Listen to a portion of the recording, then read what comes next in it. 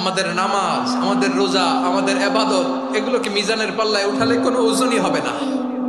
তবে আমাদের একটা কৌশল জানা আছে, আমরা আল্লাহর রহমতের ভিখারি। আমরা সেদিন আগেই গুনার স্বীকৃতি দিয়ে দেব। আমরা বলবো, আল্লাহ তুমি প্রশ্ন করার আগে তোমার একটা কথা বলি, আমারে কিছু জিজ্ঞেস করো না, আমি সব করেছি। এমন কোন পাপ নাই যে পাপ আমারে দিয়ে হয় নাই। তোমার রহমত দিয়ে তুমি জান্নাতে পাঠাবা, তোমার দয়ায় জান্নাতে যেতে চাই, আমল দিয়ে না। পারবেন বলতে? কিয়ামতের দিন আমরা বলবো, আল্লাহ আমার আমল দিয়ে জান্নাত চাই না, আমি তোমার দয়া দিয়ে জান্নাত চাই। তোমার দয়া ছাড়া আমার কোনো উপায় নাই। কারণ আল্লাহ যদি বিচার করে বাঁচার কারো উপায় নাই। আল্লাহ যদি বলে ফেলেন তুই এটা করলি কেন, ওখানে গেলি কেন, কোরআনে 1000 বার নিষেধ করলাম তারপরেও এই পাপে জড়ালি কেন, এরকম প্রশ্ন ছুড়ে দিলে আমার উত্তর আছে? বাঁচার কোনো উপায় আছে? রোজ হাসরে হে আল্লাহ আমার করোনা বিচার, আল্লাহ করোনা বিচার। বিচার চাহি না তব দয়া চাই, এ গুনাহগার করোনা বিচার। আপনার আমল দিয়ে জান্নাতে যাবেন? কি দিয়ে যাবেন? আল্লাহর দয়া দিয়ে। আল্লাহর রহম আর দয়া ছাড়া কেউ জান্নাতের চেহারাও দেখতে পাবে না।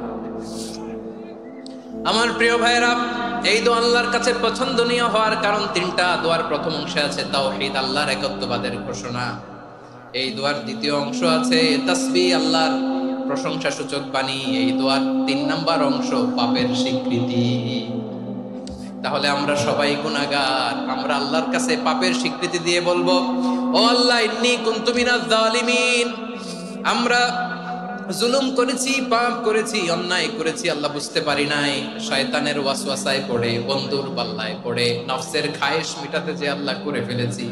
তুমি গুনাহ না মাফ না করলে আমাদের গুনাহ মাফ করার দ্বিতীয় কেউ নাই। ঠিক কিনা বলেন?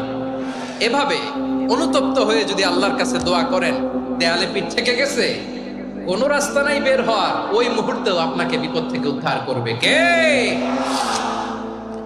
বিশ্বনবী চরম বিপদে পড়লে 2টা দোয়া পড়তেন। প্রথম হলো এটা, লা ইলাহা ইল্লা আনতা সুবহানাকা ইন্নী কুনতু মিনাল জালিমিন। এই দোয়াটা আমরা বেশি বেশি পড়ব প্রিয় ভাই। রাজি আছেন?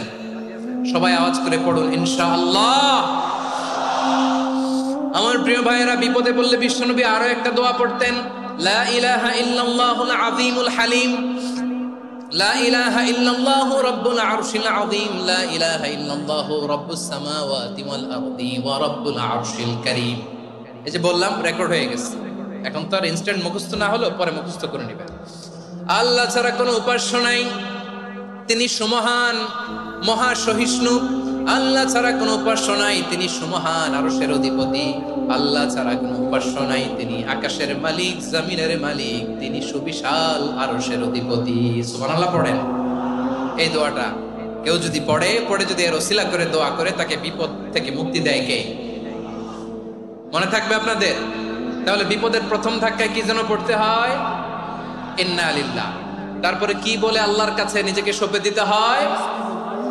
দেয়ালে পিঠ থেকে গেলে লা ইলাহা ইল্লা আনতা সুবহানাকা ইন্নী কুনতু মিনাজ জালিমিন। 2 নাম্বার হচ্ছে লা ইলাহা ইল্লাল্লাহুল আযীমুল হালিম, লা ইলাহা ইল্লাল্লাহু রাব্বুল আরশিল আযীম, লা ইলাহা ইল্লাল্লাহু রাব্বুস সামাওয়াতি ওয়াল আরদি ওয়া রাব্বুল আরশিল কারীম। মনে থাকবে? ইনশাআল্লাহ বলেন সবাই, আওয়াজ করে সবাই ইনশাআল্লাহ।